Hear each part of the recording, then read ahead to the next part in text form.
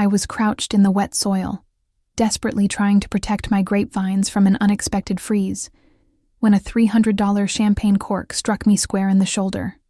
My gaze shot upward to find my younger sister, Serafina, perched on my veranda, draped in a pristine ivory gown, giggling alongside her fiancé's obscenely wealthy parents. She gestured toward me and announced, "Pay no attention to the groundskeeper. She's merely some charity case we employ out of sympathy." What she failed to grasp was that the so-called charity case she had just dismissed actually holds the title deed to this entire property. She also had no clue that I was meant to be halfway across the Atlantic in London at that very moment, but I had returned ahead of schedule. She believed she had executed the flawless scheme. I was about to transform her fantasy engagement celebration into something resembling a criminal investigation. To comprehend why I found myself kneeling in the muck on a Friday afternoon, rather than sipping tea in Mayfair, I need to explain the singular passion that consumes my existence. Thornwood Vineyard and Estate. My name is Vivian Thornwood, 34 years of age, sole proprietor and operator of one of Sonoma Valley's most esteemed boutique wine operations. When they think I cannot hear, the employees refer to me as the Frost Queen. I have earned that title. Smiling does not come naturally to me. Idle chatter holds no appeal. I arrive before sunrise and depart long after sunset. Every single vine receives my personal inspection. Every barrel gets my approval. Every label crosses my desk. Some consider me frigid. I prefer to think of myself as meticulous. There exists a distinction between the two. 14 days prior, I had organized an international business excursion to London, meetings with British distributors, visits to prestigious vineyards in the Cotswolds, the sort of professional networking that sustains a modest enterprise like mine in a competitive marketplace.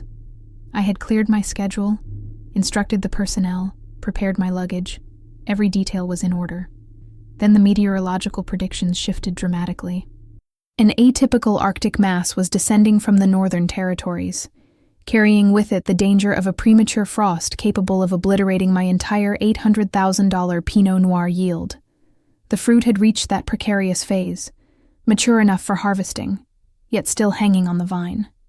A single evening of sub-freezing temperatures would reduce everything to pulp. I did not waver for an instant. I abandoned the London arrangements at the final hour, rescheduled my return flight, and drove directly from the terminal to the Eastern Vineyard, dressed in whatever work attire I could snatch from the utility room. Insulated waterproof overalls, Wellington boots reaching nearly to my thighs, a knitted cap tugged low over my ears. The earth had already turned cold, the mud viscous and adhesive. I coordinated the workers as they deployed the frost fans and activated the overhead irrigation for thermal protection. My knees disappeared into the sodden ground as I tested the soil temperature with my ungloved hands, estimating how many hours remained before the temperature plummeted. That was when the sound of engines reached my ears.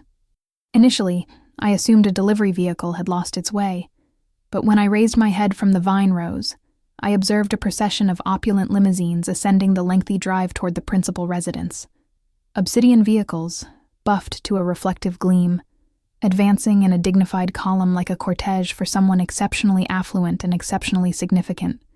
I straightened up, mud cascading from my coveralls, bewilderment rapidly transforming into alarm. The property calendar was supposed to remain entirely vacant during my absence. We had shuttered the tasting pavilion for thorough maintenance. The hospitality personnel had been granted the week away. Nobody should have been present except the minimal upkeep crew. I began moving toward the main residence, my boots producing a sucking noise with each stride. From the Eastern Vineyard, the distance to the manor house spans roughly 400 yards, a magnificent stone structure that my great-grandfather erected in 1923, distinguished by arched casements and walls blanketed in climbing vines. As I drew nearer, sounds became audible. Music, laughter, the chiming of crystal, a celebration. Someone had organized a celebration in my residence. I advanced from the lateral approach, remaining concealed behind the ornamental hedges bordering the manicured gardens. Upon reaching the flagstone terrace overlooking the valley, I finally witnessed them. The terrace overflowed with attendees, perhaps 4 dozen guests, uniformly attired in cocktail dress, clutching champagne coupes and socializing beneath the waning afternoon sunlight. Servers in ebony waistcoats navigated with polished platters. A chamber ensemble performed something baroque and undoubtedly expensive near the water feature. And there, positioned at the nucleus of everything, wearing an alabaster designer creation that likely exceeded my monthly labor costs, stood my sister, Serafina. She was 27, 7 years my junior, and we could not have been more dissimilar. Where I was pragmatic and direct, she was captivating and calculating. Where I invested 16-hour shifts maintaining the vineyard's profitability, she had devoted the preceding decade oscillating between unsuccessful theatrical pursuits and affluent romantic partners. Our parents had perpetually favored her, their gorgeous, spirited youngest daughter who could commit no transgression. I had not communicated with Serafina in half a year. Our final conversation involved her soliciting funds to settle her rent. I had declined. She had labeled me heartless. I had disconnected the call. Now she occupied my terrace, sharing laughter with a tall, attractive man unfamiliar to me, and an elder couple who emanated prosperity the way radioactive material emanates energy. I rose to my feet, prepared to march directly over and demand clarification. That was the moment the champagne cork found me. It connected with my left shoulder with unexpected velocity. A miniature projectile discharged from an expensive bottle some attendee had just uncorked. The cork ricocheted off my filthy coveralls and settled in the lawn. Every person on the terrace pivoted to observe me. I must have presented quite a spectacle. Encased head to foot in grime, hair adhered to my cranium, rubber boots encrusted with vineyard earth. I resembled some creature that had emerged from a bog. "Pay no attention to the groundskeeper," Serafina declared. "She is merely some charity case we employ out of sympathy." The woman, I would subsequently discover her identity as Cordelia Whitmore, regarded me the manner one might regard a feral animal that had strayed onto one's grounds. Revolted. Dismissive. Serafina persisted, her tone saturated with manufactured compassion. "That is the contracted supervisor for the household. She tends toward avarice and obstinacy, so interaction with her is inadvisable." Fury detonated within my ribcage, scorching and instantaneous. I parted my lips to scream, to proclaim to everyone assembled that I possessed every square meter of this land, that Serafina was trespassing, that this entire gathering was a sham. But something restrained me. Perhaps it was the expression adorning Cordelia Whitmore's visage, that patrician contempt, the conviction that I existed beneath her consideration. Perhaps it was how Serafina was scrutinizing me, a subtle smirk dancing at the edge of her mouth, challenging me to create a spectacle. Or perhaps it was the recognition that if I confronted her immediately, surrounded by all these witnesses, she would discover some method to manipulate the narrative. She would weep. She would insist it was all a miscommunication. She would position me as the antagonist. So I executed something Serafina would never anticipate. I remained mute. I permitted them to believe I was the hired labor. I allowed them to accept the fabrication. I retreated from the terrace and proceeded deliberately around the manor's perimeter, navigating toward the service entrance adjacent to the kitchen. Behind me, I detected the festivities resuming, the melody and merriment intensifying as though nothing noteworthy had transpired. But everything noteworthy had transpired. Serafina had exploited my travel itinerary to commandeer my estate. She had introduced strangers into my dwelling, served them my provisions and wines, impersonated someone she was not, and she had accomplished all of this while I was meant to be thousands of kilometers distant, utterly oblivious. She had schemed this, orchestrated it, devoted herself to it, and now I intended to ensure she paid the price. I slipped through the service entrance, tracking mud across the tiled flooring of the back corridor. I required access to my administrative office.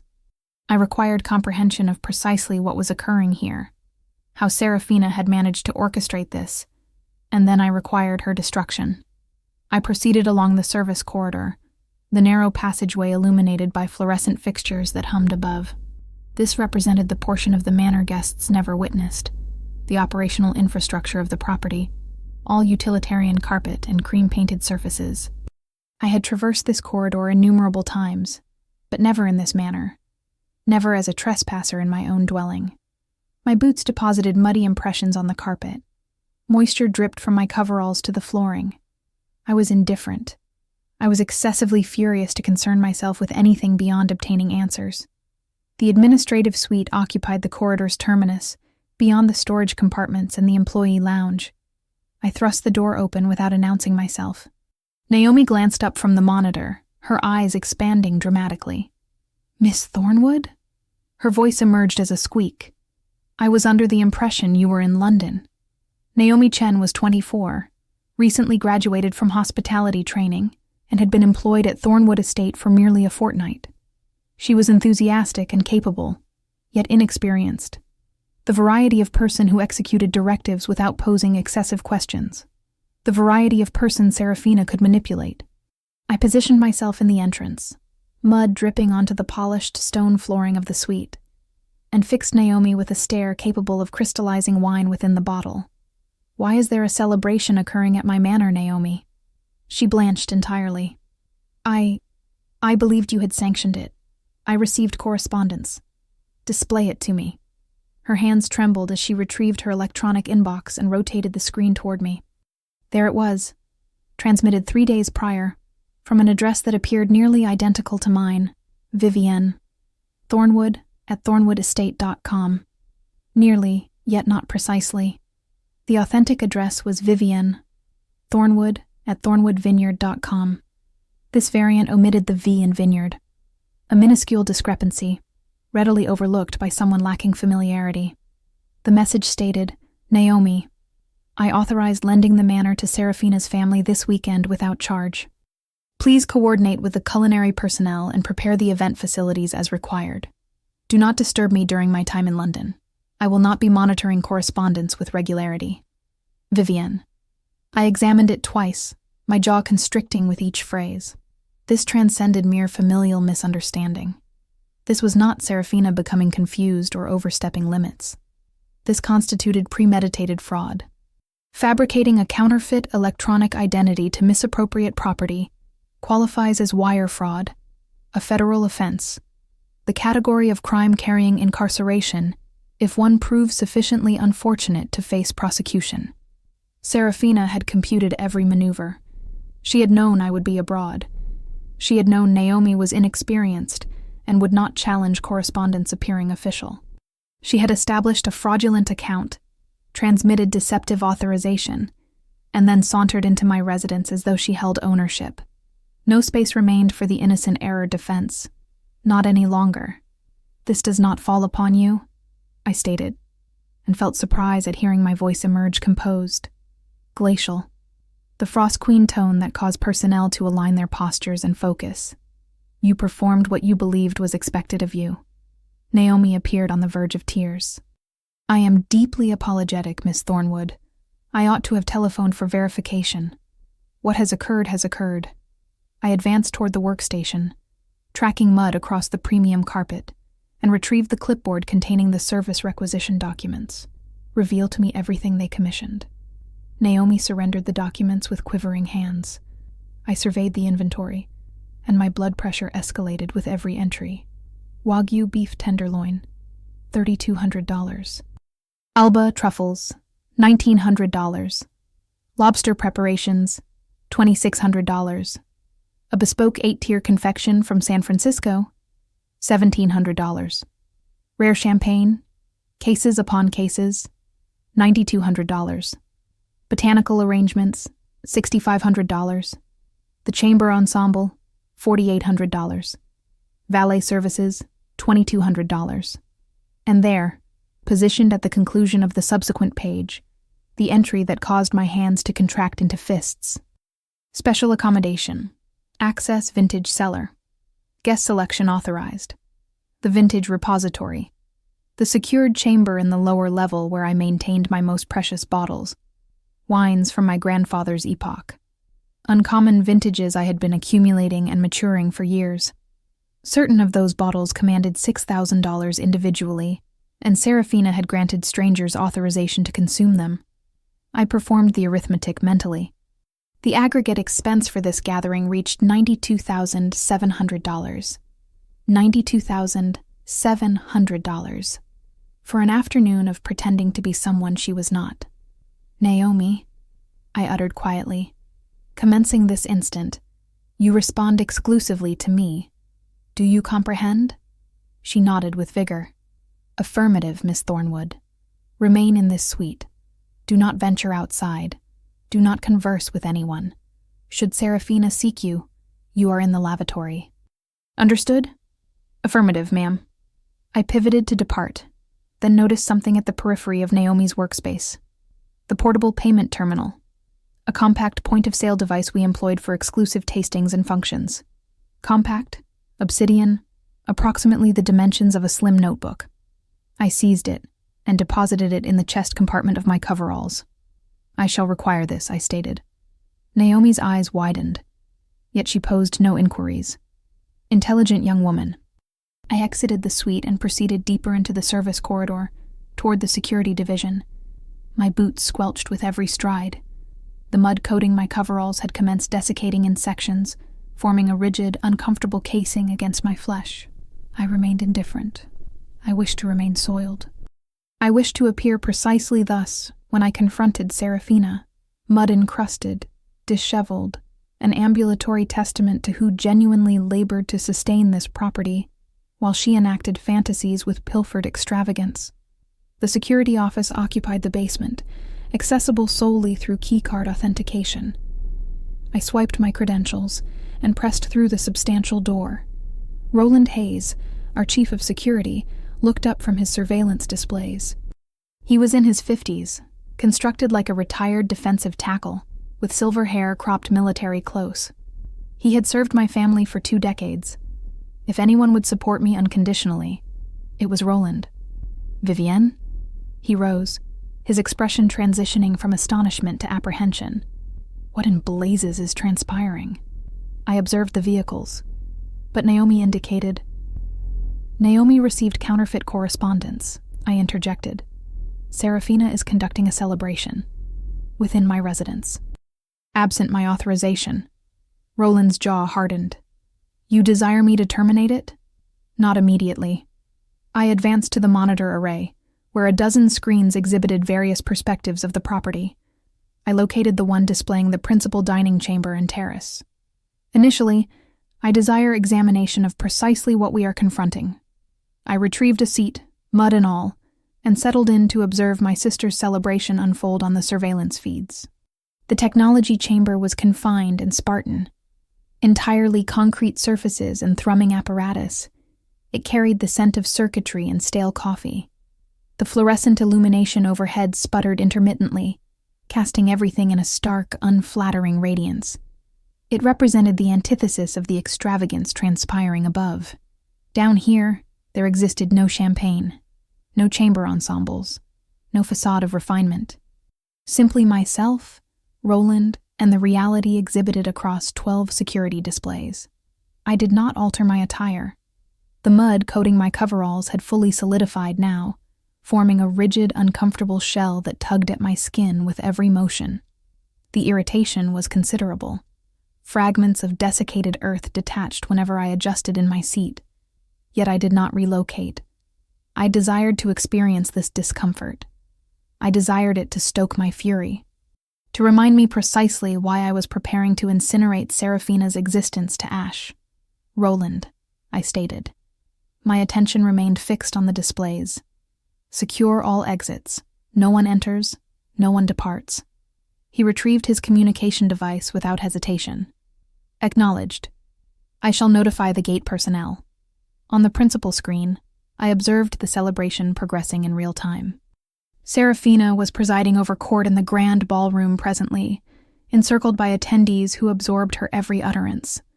The tall gentleman beside her, her fiancé, I presumed, had his arm encircling her waist. He was handsome in that generic entitled manner, pronounced jawline, costly haircut, the variety of effortless assurance that derives from never having experienced financial anxiety. Dashiell Whitmore, according to the guest registry Naomi had provided me, successor to a pharmaceutical empire, net worth in the billions. The variety of acquisition that would fulfill Seraphina's aspirations, a lifetime of opulence without having to exert effort for any portion of it. The elder couple remained proximate. Cordelia Whitmore, the silver-coiffed woman adorned in pearls who had regarded me as though I were refuse, and a gentleman I presumed was Dashiell's father, equally refined and aristocratic. Roland modified the audio input, and suddenly I could perceive them. Absolutely magnificent property. Cordelia was remarking, her voice precise and cultivated. How extensive has this been within your lineage, Seraphina dear? Seraphina's laughter was melodic, rehearsed. Oh, generations. My great-grandfather constructed the principal structure in the 20s. The vineyard has belonged to us ever since. Falsehoods. Every word falsehoods. And the administration? Cordelia continued. You referenced a contracted supervisor? A. Vivian. Indeed. Seraphina's inflection shifted, becoming dismissive. She possesses adequate competence, I suppose. However, she can prove troublesome, exceedingly possessive regarding daily operations. My parents retain her out of allegiance to her lineage. They have labored here for decades. But truthfully, she exhibits certain grasping tendencies. My fingernails excavated into the armrests of the seat. Dashiell vocalized for the initial time, his voice polished and agreeable. Will that present complications following the wedding? I was under the impression you indicated we could utilize this location as a holiday residence. Oh, it will present no complications. Seraphina's smile was luminous on the display. I explained to you. Our grandparents bequeathed this property to my parents. Vivian is merely contracted help. Following the wedding, we can implement whatever personnel modifications we desire. We could even convert a section of the vineyard into a golf facility if we wished. A golf facility? Cordelia applauded enthusiastically. What a spectacular concept. I perceived Roland grow rigid beside me. Employer, he uttered quietly. She just perpetrated fraud on recorded surveillance. We possess her documented irrefutably. Do you desire me to contact the sheriff? I observed Seraphina on the display, witnessed her throw her head rearward and laugh at something Dashiell uttered. She appeared so delighted, so self-assured. She authentically believed she had succeeded entirely. Not yet, I stated. Roland frowned. For what reason? Because presently she can assert it constituted merely a misunderstanding, a miscommunication among relatives. I indicated the display, where a server was approaching Seraphina with an inquiry. However, if she uncorks those wine vessels, if she consumes my possessions without authorization, then it ceases to be intent alone. It becomes a completed offense. You desire to permit her to conclude the celebration. I desire incontrovertible evidence. I reached into my compartment and sensed the weight of the payment terminal. I desire her to accumulate every cent of that invoice. I desire her to stand before those Whitmore family billions and maintain her pretense until withdrawal becomes impossible. Comprehension illuminated Roland's countenance. And subsequently, you make your entrance. And subsequently, I make my entrance. He nodded deliberately. Very well. I shall maintain the team on standby. However, Vivian, he hesitated. What? She remains your sister. She designated me as contracted help, I stated without inflection. She informed strangers I was covetous and troublesome. She attempted to appropriate my existence. I returned my attention to the displays. She ceased being my sister the instant she transmitted that counterfeit correspondence. Roland offered no dispute. He merely nodded and retrieved his telephone. I shall have the sheriff's emergency line prepared. Upon your signal, I can report grand theft. Grand theft. In California, that signified theft of property valued exceeding $10,000. It constituted a felony. Years of incarceration, if convicted. The wine repository alone would elevate the total beyond that threshold. On the display, I observed as a server approached bearing a bottle, dark glass, aged label. Even through the granular surveillance footage, I recognized it. Vintage 1996 Cabernet, among my grandfather's bottles, valued at $5,800. Seraphina nodded enthusiastically. The server opened it, distributed 5 portions, circulated them to Seraphina, Dashiell, and his parents. They elevated their glasses, offered a toast, consumed. I perceived something frigid and unyielding settle within my chest. Not precisely satisfaction, not precisely vengeance, merely certainty. "Now we wait," I stated. We occupied that cramped technology chamber for exceeding 3 hours, a vigil of rage and forbearance. I did not relocate from the seat, did not bathe, did not consume food, did not even visit the facilities. I merely sat there, encased in desiccating mud, observing the celebration unfold across a dozen different screens. Roland brought me water at one juncture, and I consumed it without registering the taste. My complete focus remained on the displays, on cataloging every transgression, every violation, every moment of Serafina's fantasy. As the afternoon illumination commenced fading around 4:30, they unsealed a second bottle from the vintage repository. Another $5,800 vanished. 45 minutes subsequently, the culinary staff presented the Wagyu beef, flawlessly prepared, plated on porcelain I had inherited from my grandmother. Cordelia Whitmore proclaimed it exquisite. By 6 in the evening, Serafina was prepared to deliver her address. She positioned herself on the terrace alongside Dashiell, his arm encircling her shoulders, and expressed gratitude to everyone for attending to celebrate their engagement. She spoke about her excitement to commence this new phase of her existence, her appreciation for having discovered a partner who comprehended her. She made no mention of me whatsoever. "This proves difficult to observe," Roland muttered. I uttered nothing. The desiccated mud was fracturing on my arms now, descending in minute flakes to the flooring. My flesh beneath felt abraded and inflamed. I welcomed the discomfort, permitted myself to experience it, permitted it to hone the edge of my fury into something pristine and surgical. Around 7:15, Cordelia Whitmore drew Serafina aside for a private conversation in the study. I redirected the audio to that chamber's input, considerably impressed with the property. Cordelia was stating, "Dashiell has perpetually desired a wine country sanctuary. If you maintain seriousness about making this available following the wedding, I would prefer to discuss parameters." "Parameters?" Serafina's voice was measured. "A financial arrangement. We would acquire a stake in the property, naturally, become partners with your family. I am contemplating something approaching $4 million. $4 million. For a share of property Serafina did not possess." I perceived Roland glancing toward me, yet I maintained my focus on the screen. "That demonstrates exceptional generosity," Serafina stated slowly. "Consider it." Cordelia patted her hand. "Consult with your parents. We can have our legal representatives draft documentation next week." Serafina smiled. "I shall certainly discuss it with them." "Excellent." Cordelia rose. "Now shall we rejoin the festivities? I understand they are preparing to portion the cake." They departed the study. I redirected to the principal ballroom input. "She intends to sell your property to them," Roland stated. "That represents her scheme. Employ the engagement to cultivate their confidence, then broker a fraudulent real estate transaction. I am aware.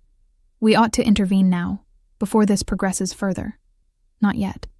He struck the workstation with his palm. "Vivian, this transcends merely the celebration. She is constructing a confidence scheme that could result in federal incarceration." "Excellent. She remains your sister." I finally regarded him. She ceased being my sister when she determined I was expendable. When she examined everything I have constructed and concluded she could simply appropriate it. I rose, desiccated mud cascading from my coveralls. I extended opportunities to her, Roland. I lent her funds. I offered her employment here. Authentic work, with authentic compensation. She refused because it lacked sufficient glamour. She desired the rewards absent the effort. And presently she attempts to steal them. So you intend to permit her to perpetrate fraud on recorded surveillance. I intend to permit her to commit every offense she proves capable of committing. And subsequently, I intend to ensure she confronts every consequence she merits. Roland remained silent for an extended moment. Then he nodded. "Very well. Your determination, employer." On the display, the celebration reached its zenith. Guests clustered around as the enormous confection was wheeled forth. 8 tiers of ivory fondant and golden embellishment, crowned with sugar blossoms that likely cost more than most people's wedding bands. Serafina and Dashiell stood together, grasping the knife, smiling for a photographer I had not even noticed until that moment. They sliced the initial portion together, fed each other morsels, kissed while everyone applauded. The timepiece on the wall indicated 4 hours since the champagne cork had struck my shoulder. 4 hours of observing my sister maintain pretenses in my residence with my belongings. I reached into my compartment and sensed the payment terminal. The weight of it was reassuring, substantial, tangible. "The moment has arrived," I stated. Roland rose. "You desire the security team?" "Gather them," I stated. "However, permit me to enter initially. I desire them to observe me alone." "Understood." I advanced to the door, then halted. "Roland, have that sheriff's emergency line prepared. Should she refuse cooperation, I am filing charges immediately." Acknowledged. I departed the technology chamber and proceeded back through the service corridor, retracing my muddy footprints from earlier. But this occasion, I was not concealing myself. I was not skulking through my own property like a criminal. This occasion, I was advancing toward the principal ballroom with purpose. The payment terminal sat heavy in my compartment. In my mind, I reviewed the figures one additional time. $92,700. Grand theft. Wire fraud. Criminal trespass. Impersonation. Serafina had constructed herself a snare from champagne glasses and deceptions, and presently she was standing at its center, smiling for photographers, dreaming of millions. I was preparing to spring it. I reached the service door leading to the principal ballroom, placed my hand on the handle, drew one deep breath, and then I pressed it open and stepped into the illumination. The principal doors to the dining chamber did not merely open, they were thrust wide. I did not await an announcement. I walked directly in. My rubber boots landed with a substantial wet impact against the polished marble flooring, depositing muddy impressions with each stride. My coveralls were encrusted with desiccated earth that flaked away as I moved, creating a trail of grime across Cordelia Whitmore's immaculate white runner. My hair, which I had deliberately left untamed and matted, hung in tangled masses around my visage. I could sense desiccated mud fracturing on my cheeks when I clenched my jaw. The contrast was flawless. Surrounding me, an ocean of silk and satin, champagne flutes and pearl strands, $1,000 coiffures and designer footwear. The atmosphere carried the scent of premium perfume and catered appetizers. Crystal chandeliers rendered everything in a warm, amber radiance. And there I stood, the marsh creature at the gala, every eye in that chamber fixed upon me. Conversations expired mid-sentence. Someone's utensil clattered against their plate. In the corner, a guest gasped audibly, hand flying to her mouth. I did not observe any of them. My gaze located Cordelia Whitmore's table in the rear corner, the position of authority, naturally, and I walked directly toward it. Each footfall reverberated in the sudden silence. Thud, crunch, thud, crunch. Serafina noticed me first. She rose so rapidly her chair scraped backward. You are supposed to be in... I reached beyond Dashiell's shoulder, beyond his untouched plate of urban-crusted salmon, and wrapped my mud-caked fingers around the neck of the wine bottle positioned at the center of their table. The vintage 1996 Cabernet Sauvignon. I elevated it to the illumination, examining the label with exaggerated attention. The bottle was already uncorked, aerating in a crystal decanter that likely cost more than most people's monthly lodging. Approximately a third of it had been distributed into the glasses surrounding the table. "Roland," I stated, my voice carrying across the silent chamber. Behind me, the doors opened again. Roland stepped through, flanked by 2 uniformed security officers. They did not draw weapons, but they stood with a military precision that extracted the oxygen from the chamber.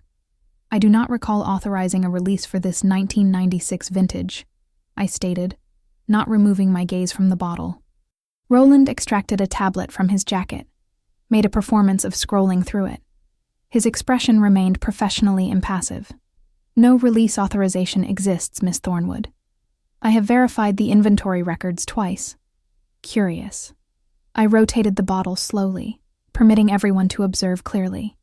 Because this particular vintage, market valuation is $5,800 per bottle.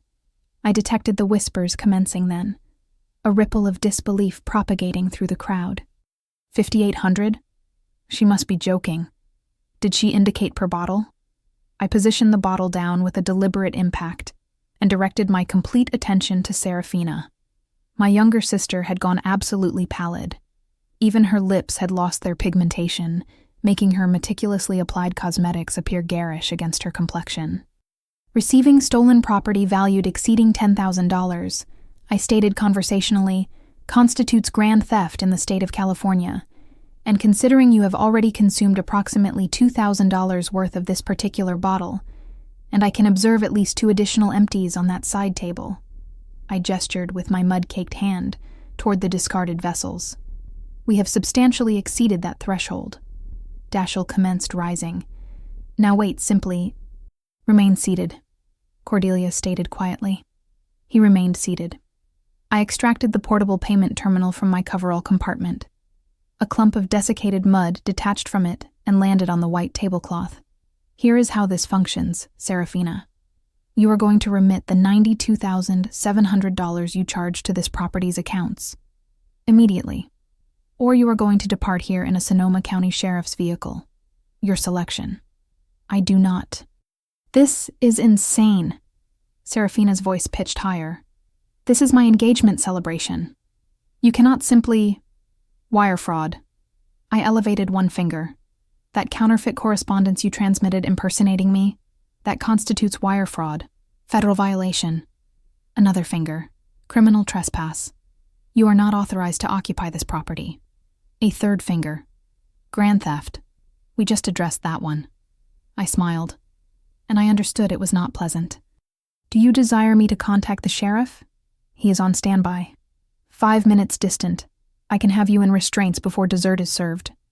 You are bluffing. Yet Serafina's hand trembled as she reached for her handbag. Test me. The chamber had grown so silent I could perceive ice melting in someone's water glass 3 tables distant. Serafina extracted her card with quaking fingers. It was a premium card. I noticed the variety with no predetermined spending ceiling. The variety she had likely charmed some bank manager into issuing based on her impending marriage to wealth. I extended the payment terminal. She swiped. We all waited. The device beeped once, twice. Then it displayed in luminous red characters. Transaction declined. Oh, that was gratifying. That is not possible, Serafina whispered. She retrieved the card, stared at it as though it had personally betrayed her. Attempted again. I did not move. The device functions properly. Do you wish to attempt an alternative card? I do not possess an alternative card. This is... Mother? She pivoted desperately toward our mother, who was seated 2 tables distant, appearing as though she desired to sink through the flooring. Mother? Your card? I require... It appears $92,000 somewhat exceeds your credit ceiling. Amusing how that functions. Serafina's respiration had become shallow and rapid. Panic episode territory. However, I was not quite finished yet. So here is what is transpiring, Serafina. You possess precisely 2 options. Option 1. You remit what you owe immediately with currency or a valid card. Option 2. I file charges. You get arrested for multiple felonies, and this entire celebration becomes a crime scene. The champagne ceases flowing, the catering gets terminated, and all these distinguished attendees. I gestured around the chamber. Get to observe you perform the arrest walk in your engagement gown. Personally, I believe option 1 is preferable for everyone involved. However, I am flexible. She cannot pay. Dashiell finally found his voice. Can you not observe she does not possess it? Simply, we will determine something. We will arrange an installment plan or an installment plan. I permitted the words to hang in the atmosphere. For stolen merchandise. That is not how this functions, Dashiell. A chair scraped. Cordelia Whitmore rose. The entire chamber seemed to hold its respiration. Cordelia was the variety of woman who commanded attention without effort. 70 years of inherited wealth and social authority. emanating from her like thermal radiation from pavement. Her silver hair was swept into an elegant arrangement. Her navy attire probably cost more than my vehicle. Diamond earrings captured the illumination when she moved. She regarded me. Genuinely regarded me. I was encased in mud. My hair was a catastrophe. I was wearing rubber boots to her grandson's engagement celebration. By every social measure, I ought to have been beneath her notice, something to be removed by staff, an embarrassment to be addressed quietly. However, Cordelia Whitmore did not appear embarrassed. She appeared, appraising. Her eyes traveled from my muddy boots to my stained coveralls, to my matted hair, and then back to my visage. And in that moment, I observed something shift in her expression. It was subtle, a slight narrowing of her eyes, a tiny quirk at the corner of her mouth. Recognition. Not of me, precisely. Recognition of what I represented. A predator observing another predator. A woman who understood power, observing another woman who had just demonstrated it. She despised Serafina. I could perceive that clearly now. Despised the fortune-seeking, the manipulation, the transparent avarice. However, me? The woman who had disrupted her grandson's engagement celebration appearing like a marsh creature, who had cornered her future daughter-in-law with frigid precision, who had selected public humiliation as a weapon. Me, she respected. Cordelia reached into her clutch and extracted a card. Not merely any card. An obsidian centurion card, the invitation-only behemoth with no spending ceiling whatsoever. She positioned it on the table with a soft impact. "Swipe it," she stated. $92,700. Oh, my word. Serafina's visage illuminated with desperate relief. "Oh, I knew you would Silence. Yourself." The two words were delivered with such frigid precision that Serafina's mouth snapped closed mid-syllable. Cordelia did not regard her. She maintained her gaze on me. I am not paying for her.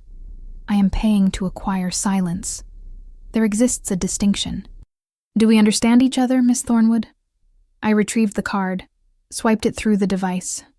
The approval came through in under 2 seconds. Transaction approved. $92,700. I extended the receipt. Cordelia accepted it, folded it precisely in half, and tucked it into her clutch. Then I executed something that surprised even myself. I regarded Roland, and gave a single slight shake of my head. His hand moved away from his communication device. The authorities positioned in their cruiser 5 minutes distant, prepared to mobilize, would remain stationary. This was concluded. This was a civil compromise. Currency had exchanged hands. The debt was satisfied. I did not require my sister in restraints and a booking photograph. I merely required her shattered, and judging by the manner she was trembling, by the tears commencing to track through her cosmetics, by the absolute devastation on her visage as she recognized what had just transpired, that her future mother-in-law had purchased her like property, that everyone in this chamber had just witnessed her reach rock bottom, I had succeeded. Cordelia pivoted to face Serafina for the initial time. My legal representative will arrive tomorrow morning at 9. You will sign every document she positions before you. You will not dispute. You will not negotiate. You will not contact your mother or your sister or anyone else for counsel. Do you comprehend? Serafina nodded mutely. I posed you a question. Affirmative. Serafina's voice fractured. Affirmative, I comprehend. Excellent. Cordelia straightened her already perfect posture. The wedding will proceed as scheduled. The Whitmore name will not be associated with theft or scandal. You will smile. You will be gracious. You will be the perfect daughter-in-law. Her smile was blade sharp. And you will remember, every single day, precisely how much you cost me. Every text communication, every purchase, every decision you make, I will be aware of it. Consider yourself administered. She pivoted back to me and extended her hand. I observed my muddy palm, then back at her. I do not shake hands when I am this soiled, I stated. Intelligent woman. Cordelia nearly smiled. Nearly. My son is an imbecile, yet my legal representative is exceptional. Your wine will be compensated at full market valuation for today's borrowing. You will have a check by Monday. That is not necessary. It concerns not necessity. It concerns conducting business properly." She glanced around the chamber, at all the frozen, staring visages. "I suggest everyone return to their dinners. The evening's entertainment has concluded." As though someone had activated a switch, the chamber came back to life. Conversations resumed, louder than previously, buzzing with gossip. The chamber ensemble started performing again. Utensils clinked against plates. I regarded Serafina one final time. She had sunk into her seat, her hands covering her visage, her shoulders shaking with silent sobs. Dashiell sat beside her, useless as ever, patting her back with all the effectiveness of a damp paper towel. I surveyed the chamber for my parents. They were standing near the buffet table, frozen. My mother's visage was flushed with fury. My father appeared pallid.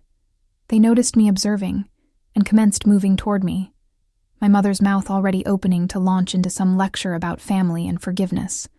And how could I do this? "Roland," I stated quietly, "escort Mr. and Mrs. Thornwood off the property. They are no longer welcome at the estate." "You cannot," my mother commenced as she got within earshot. "I can." I did. "Farewell." Roland moved between us like a wall. Two of his team materialized beside him. My parents had the good sense not to dispute. Not here, not now. Not in front of Cordelia Whitmore and half of Sonoma Valley's social elite.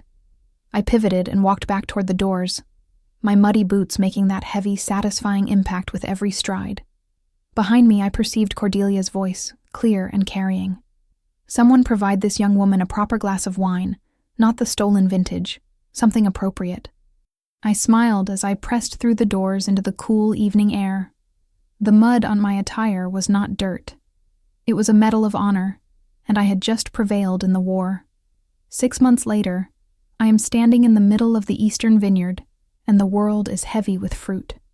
The Pinot Noir grapes hang in dense clusters from the vines, their deep purple skin nearly black in the late afternoon sun. I reach out and cup one cluster in my palm, sensing the weight of it, the firmness. Perfect. Another week, and we shall commence the harvest. Thanks to my decision to return early that Friday, to prioritize the vines over a fabricated London excursion, we preserved the entire crop. The irrigation system that required emergency adjustment, the pest situation that demanded immediate intervention, the weather pattern that would have proven catastrophic if left unaddressed for another 72 hours. All handled. All preserved. The financial damage from that decision? Approximately $900 in forfeited deposits for the London hotel and several hundred more for the canceled business class ticket. The financial gain?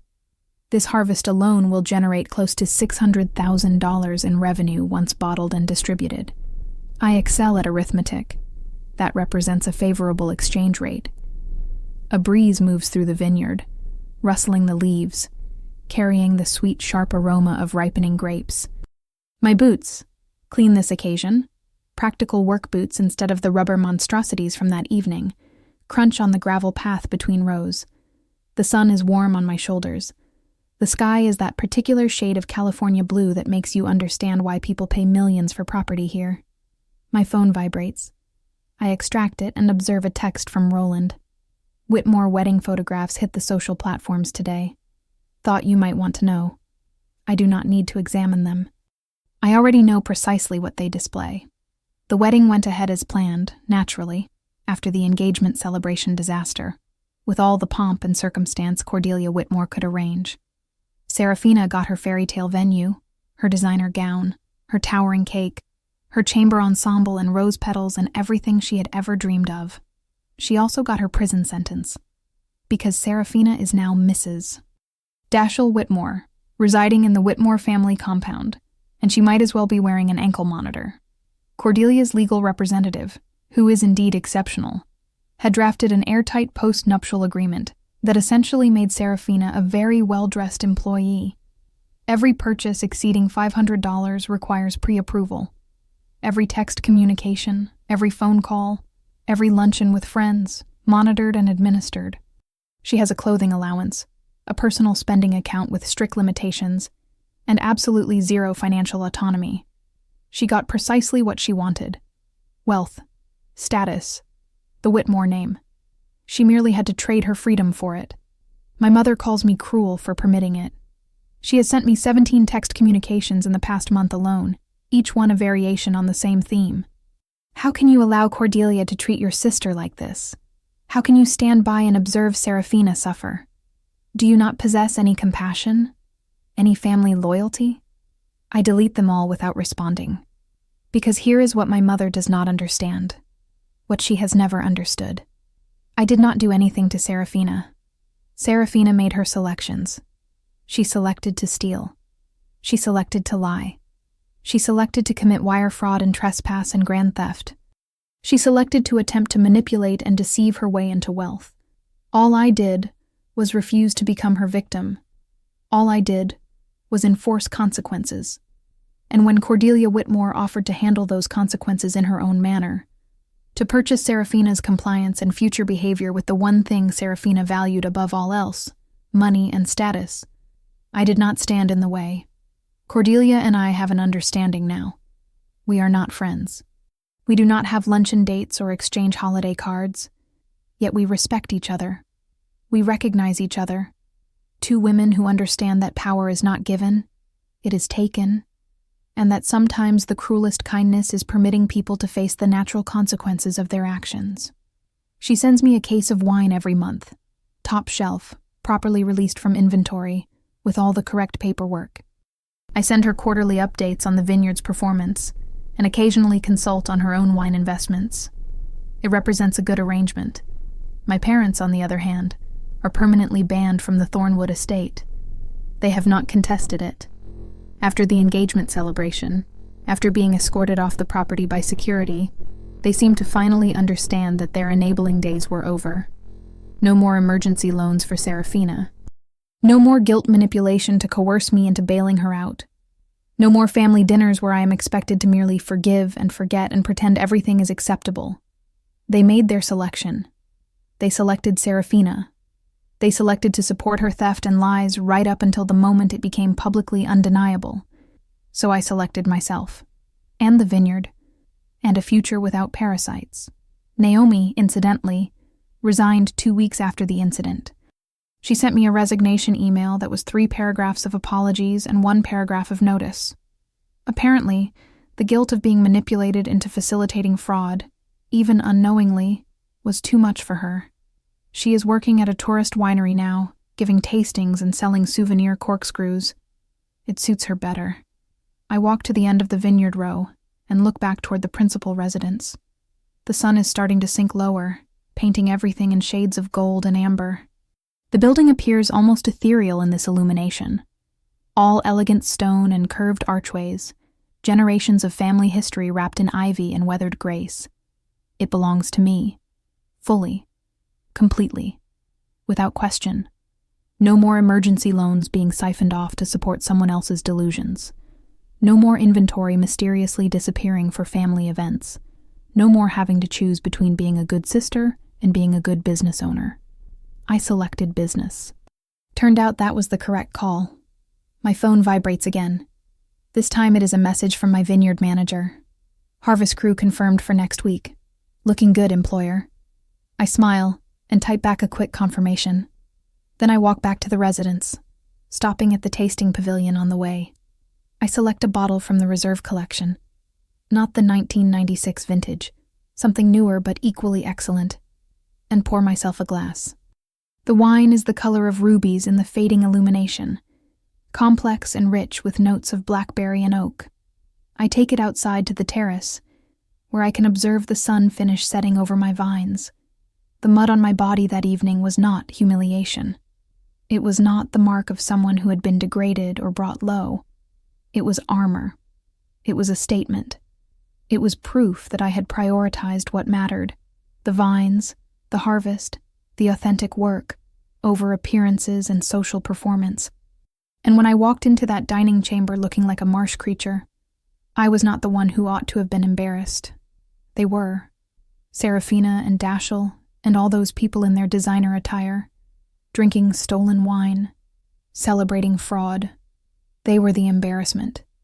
They were the ones trafficking in lies and theft and empty status.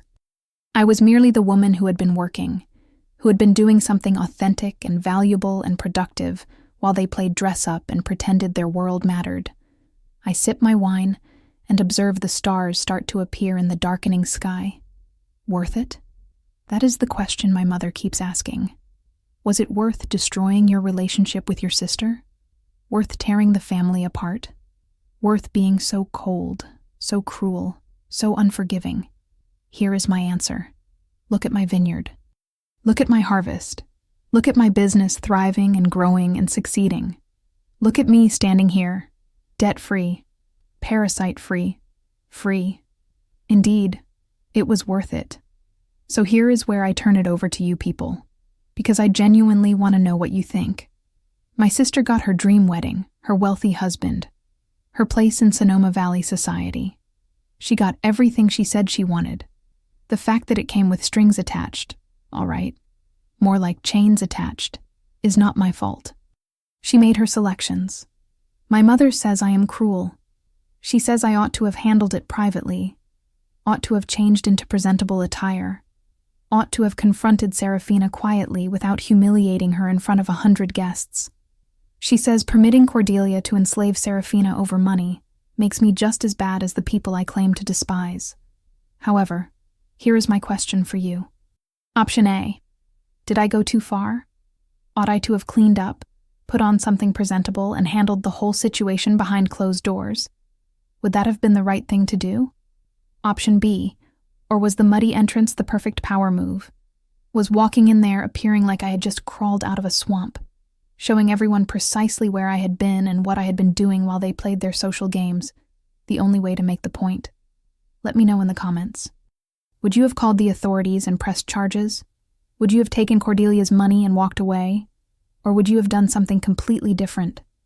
I read every single one of them, and trust me, after 6 months of my mother's guilt manipulation, I could use some outside perspective.